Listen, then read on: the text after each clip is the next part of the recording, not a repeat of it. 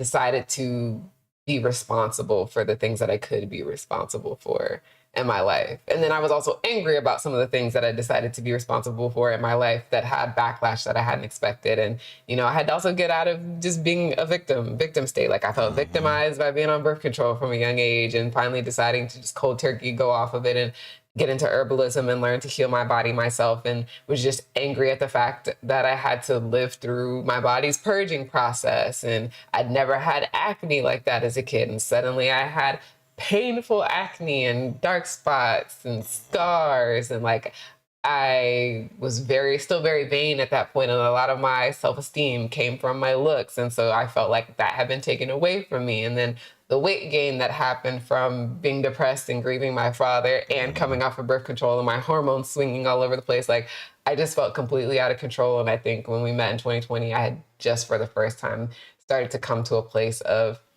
surrender and acceptance. Like I met you just after we had just gone to the Bahamas to scatter my dad's ashes. Like I was in a state of acceptance and closure in a lot of these spaces. Like my hair had started to grow back from having to have to chop it off. My skin was slowly but surely starting to clear up. Shout out to Dion. She had been, helping me with like sending me the natural soaps that she was making, because she and Shador have really sensitive skin. So she was making soaps for them and sending me some. And like that really had started helping me clear up my skin and starting to be able to see myself as myself again. And then also, coming to acceptance of the fact that I realized I didn't love myself and like genuinely love myself. Did you realize that at that same time? Were you just like all of that was coming to a culmination. Like I told you, that video that I sent you, like the reason why I hadn't posted it on social media, because it was me trying to see myself and accept myself as I was and see myself as beautiful. And I just wasn't quite there yet. That was filmed in 2020?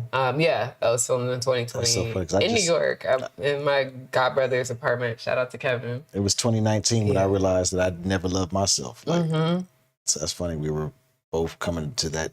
Yeah, like I think place at the same time. Subconsciously I knew, but yeah, like early 2020 was the first time like I could actually, without feeling shame, like acknowledge and say like, okay, I don't love myself. Yeah. And a lot of my love came from the fact that I had parents who like filled my cup and were very affirming my entire childhood, and friends that were very affirming, and I used all of that outside of me. And then when I started to lose that, didn't have that in the same capacity, like losing my father, like one of my biggest pillars and supports and like champions of like, you can do anything, you're amazing, you're beautiful, you're gorgeous, you're talented, there's nothing you're a superhero. Like no longer having that like forced me to confront the fact that, I didn't believe any of that for myself. And I was just surviving off of other people's belief and love and adoration of me, but I didn't have any for myself. Wow.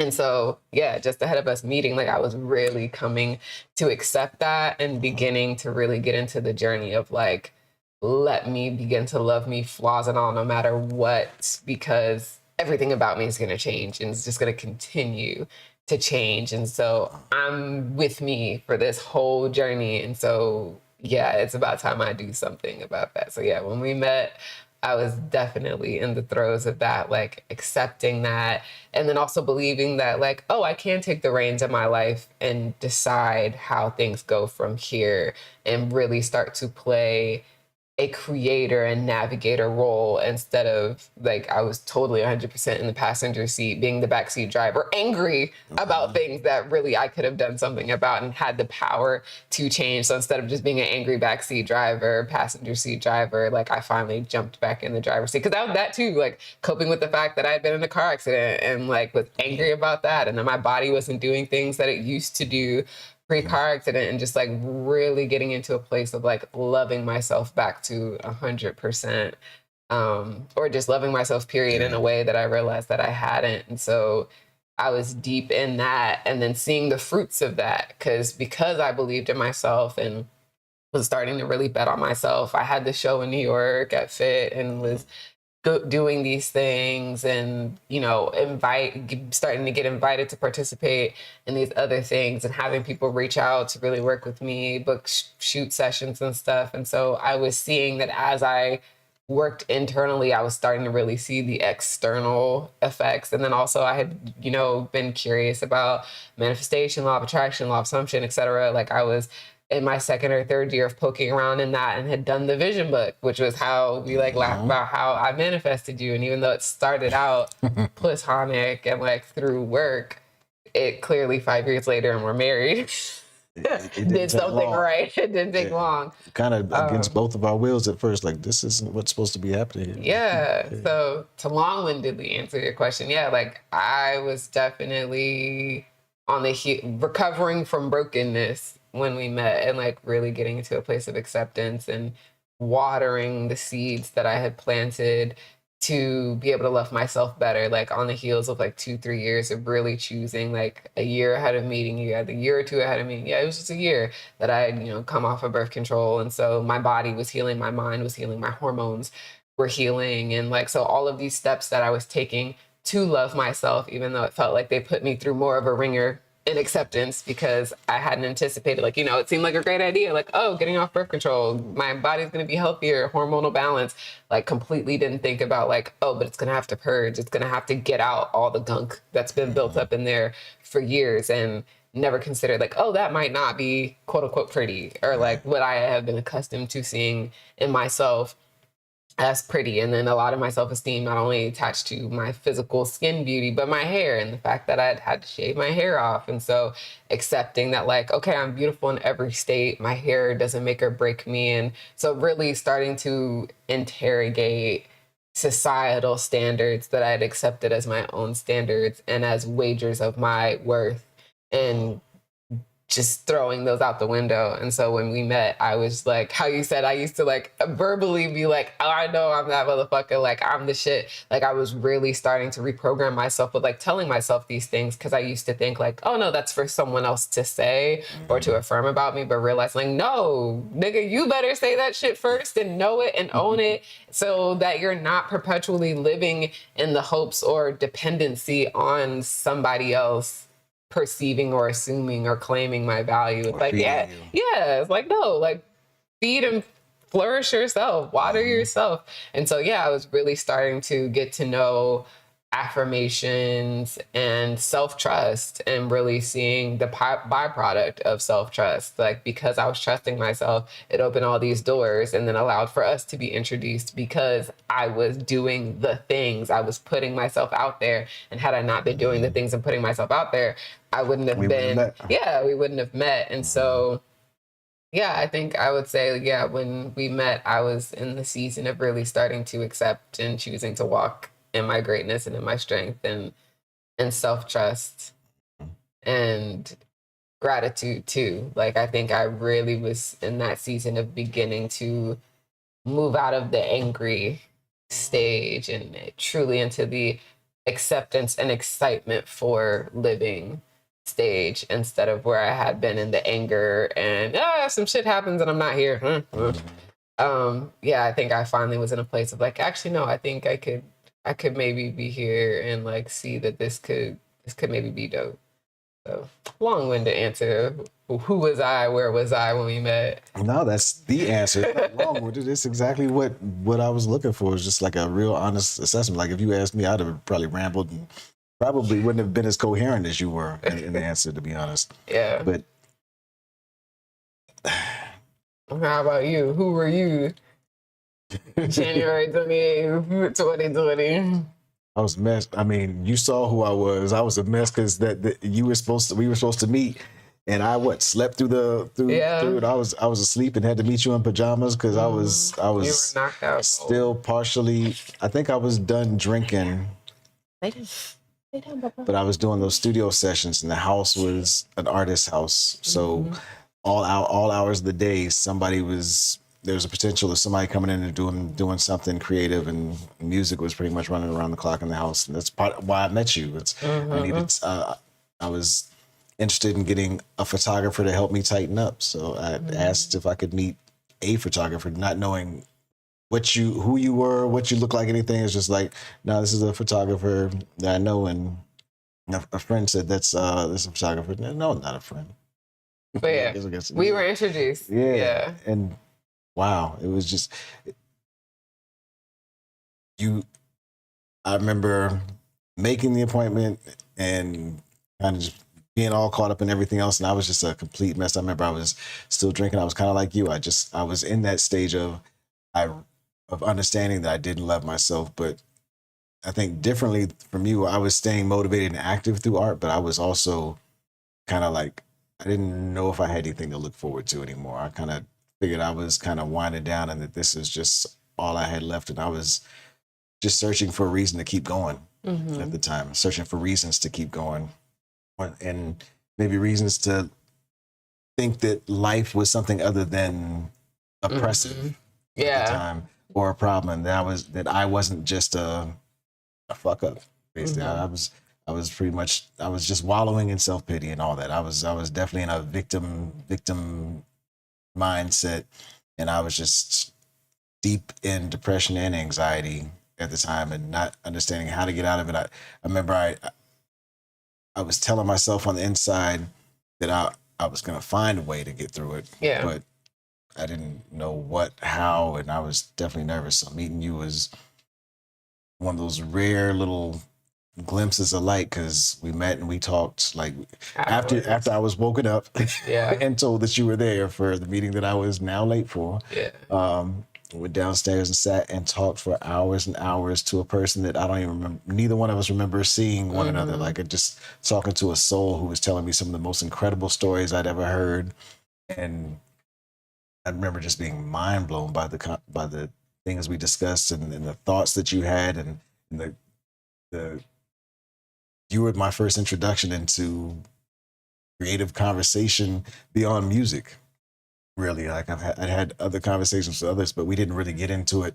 Like I didn't hear a testimony and the story that told me why somebody who was what they were, and I didn't understand how somebody else became a prolific artist who was successful in many ways. And you'd been successful in quite a few ways that were just awe-inspiring for me. From you talking about your exhibited fit. I was like, wow, she's so good at photography that she's exhibiting her work. Wow, I'd never even thought about. I don't know if I'd met any photographers by that point who'd had their work shown somewhere. So that was awe-inspiring to me.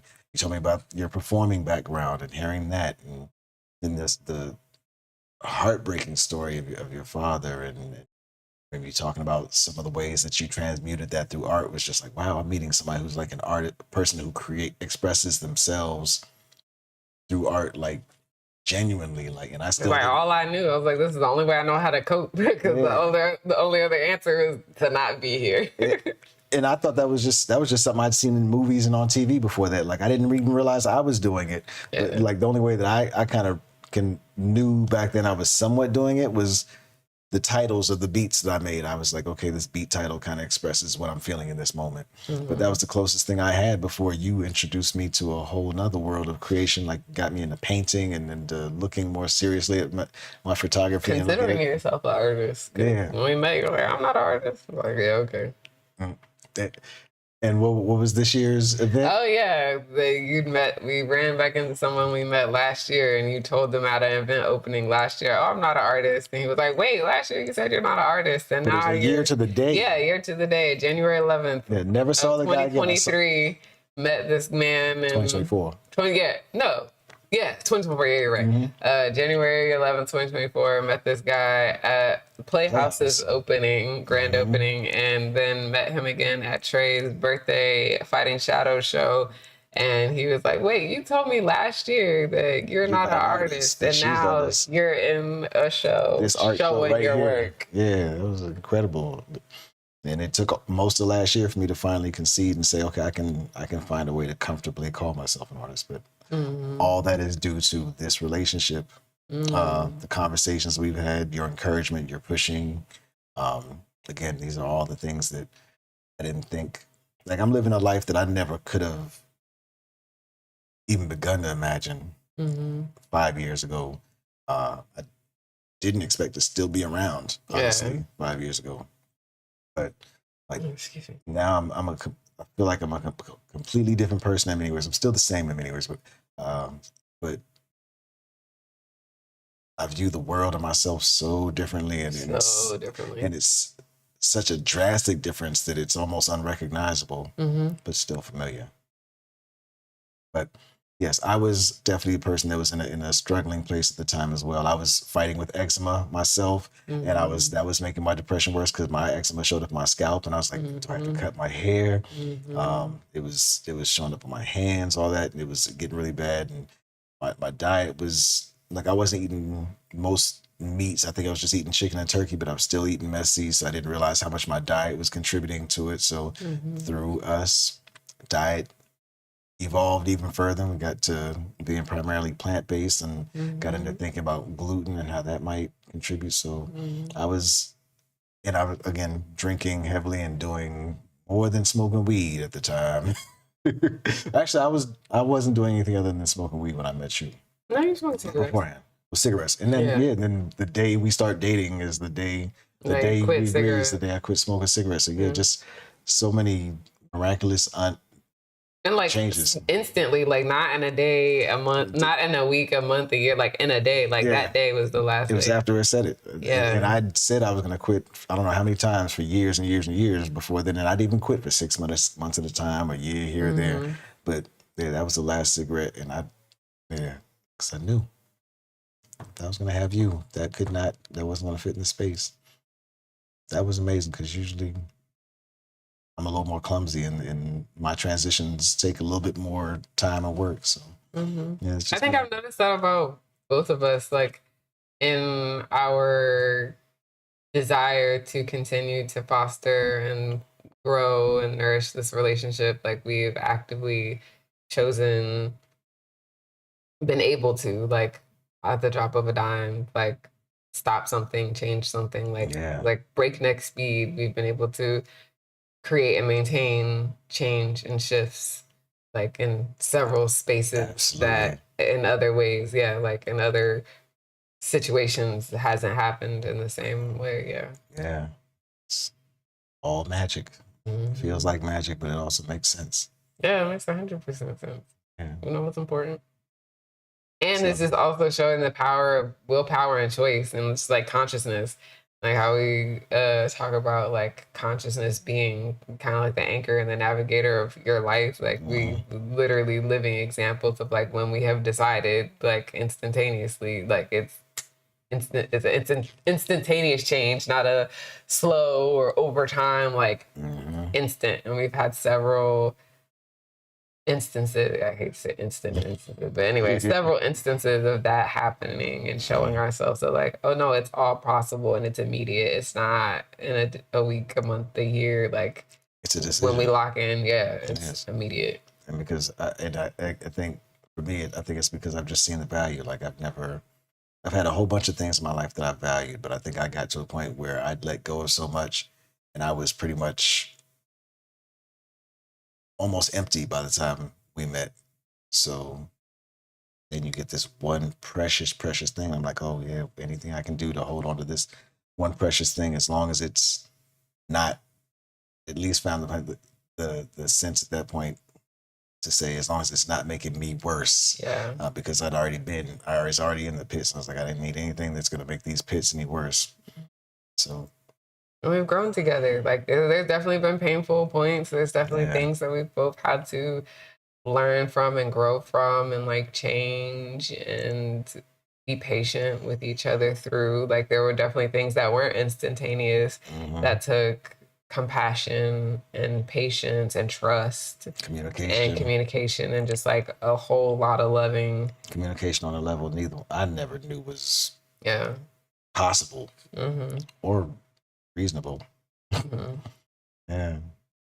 I definitely would say it was a communication that I believed possible and necessary. You brought it for the most part because you had the example with your parents. You'd seen two people talk and work through things and how it was done in a way, and I'd never even seen it happen, so I didn't even know that it was possible. And then I'd seen it like in all of the ways, like, and I'd seen it get ugly, but I saw like the one thing that never changed, but there was never a like, you got to just get out the house, or like there was never a stone from my perspective and perception. Again, as the child, like there was never like they did a really good job of showing us there's never a reason to, if you love this person, to not go back, to not continue to show up, to not continue to try to give and give all that you have, if it really is, you know, your person, this marriage meaning so much to you, and even before we were married. But yeah, like I grew up seeing that. And so for me, it was just like, oh no, like I already said, once I said yes, I will be yours. That was it. Like we were talking about that the other day. Like I've been in I'm marrying someone mode like since I came out the womb. Like I have been like, no, I'm gonna be with my person, and when I find my person, it's for the rest of our life. So get it together because I'm not going anywhere. And I think it took a while, like you said, yeah, for you to be able to receive that acceptance and be like, oh, like you're serious, like you're just, this is it. And like, Possibly really because I'd made that same commitment to myself, but I got myself in some pretty toxic relationships where I'm like, okay, now you're just sitting in toxicity, and your life is getting worse as a result of this commitment, and the lives of the people around you as well. As you're not a victim. Other people were being hurt as well because I wasn't healthy, and I was causing as much damage as I was receiving, probably. Yeah. So yeah, seeing that that you knew how to communicate, and that you would communicate in instances where I was like, oh no, this is a breaking point. And you'd like, no, we can talk about this and look. It's like just kept bringing back, do you love me? Because I love you. Because if you still love me, then there's a reason to like keep going. And like if this isn't like deal breaker, and even if it is, if we can come to understanding and something can change, I believe it's possible. Because yeah, I was already at like that on March 8th when you asked me. I was like, okay, I'm that, like my soul. Clearly our souls knew when we first met. And so then it just became, after the universe did its work, I was like, okay, now we're the stewards. So it is my job now to continue to tend this soil, water the leaves, clean them, you know, do all the things. And yeah, so then for me, it was just like, okay, I know what, and I hate to use the word fight, but it's like, I know what I'm gunning for the rest of, for eternity. Like I know what I'm protecting, honoring, nurturing. Like, this is it. Like, this is it. I said yes, and the yes was a yes, and there's no other way around it. Like this is the stopping, not the stopping point, but like this is you're my person. And so no matter what, like even if it feels like we hate each other, like we're gonna have to figure this out. Fortunately, we've never gotten there. Yeah. Like that's one thing. As I don't think that would be a healthy one to be in if you get to the point of feeling like hate. But I guess I don't know. There's so many things that I've just been surprised about now through this friendship and relationship that I recognize and realize that there are many more possibilities, and I don't have to have all the answers at any given moment. That sometimes you just have to, you realize that you're on a journey, and you just have to kind of go through and trust that the answer will come. And so much that we've learned about like emotions and energy too. Like I think when we first got together, we were both very much so constantly in states of intense, thank you, intense emotion. And I think we both had to learn like, okay, I am not these emotions, and these emotions will pass through, and they're not permanent. And so let me not make permanent decisions whilst in the state of transient emotion that will 9 times out of 10 in less than 24 to 48 hours have shifted and not either be less intense or be completely gone. So let me not make life-changing, life-altering, damning decisions in a state that really is temporary, and let me wait till the brunt of whatever this emotion is, let it subside, and you know, let it recede again, let that wave crash on the shore, have it do its damage, whatever, feel the feels, but then let it recede, let the tide pull back, and see like, okay, how am I actually feeling? And also, can I now communicate what I was feeling? And was there a misunderstanding, or like what were the things? And then what can we build on from here so that this doesn't have to be a place where you visit again, or don't have to visit often, or just at all. So yeah, I think I'm frequently dumbfounded by the fact that this area of emotional intelligence for us came from the person with the least experience life-wise, and that I hadn't encountered these lessons earlier in my life anywhere.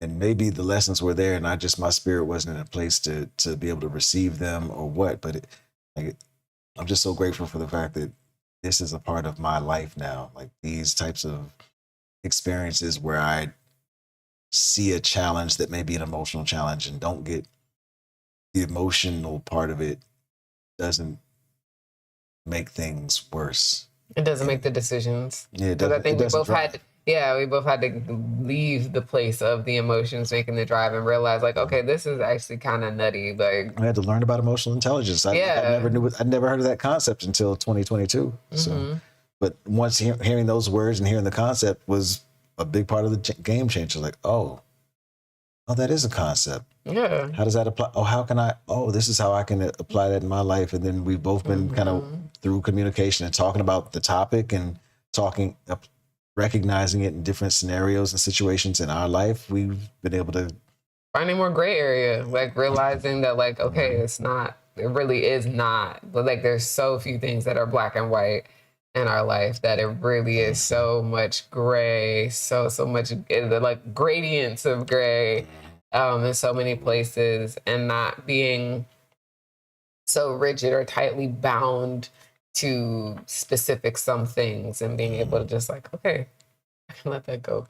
Like, this is just not that deep. Or realizing the things that really are nothing, and it's just the other big thing, realizing that we had to just leave our past in the past and stop letting it dictate present and future. let it drive and recognize where it had its place. Recognize the past has its place, the future has its place, but the most important place at all times is right here in the present. And if you spend more time focusing on that, usually that's where the medicine is or where the remedies lie. Put your pants behind you.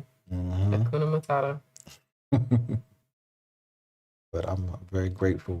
But I really just wanted to just kind of take a moment and document doing this beautiful dress with the glasses on this day. You are funny. So yeah, I just really wanted to get on camera and also just have a moment to acknowledge the day, because this is an incredible milestone for me, especially considering, again, we both were like, oh, is this? And now we're like, yes, absolutely this, there's nothing but this, and this is the anchor or the root from which everything else comes. Whereas before we were both very surprised by this relationship and taken aback, thrown off course, but also still surprised every day, like how much, like every time we're cracking up, we're like, wait, we're in sync there too. That's crazy. Naturally, without even trying or conversing.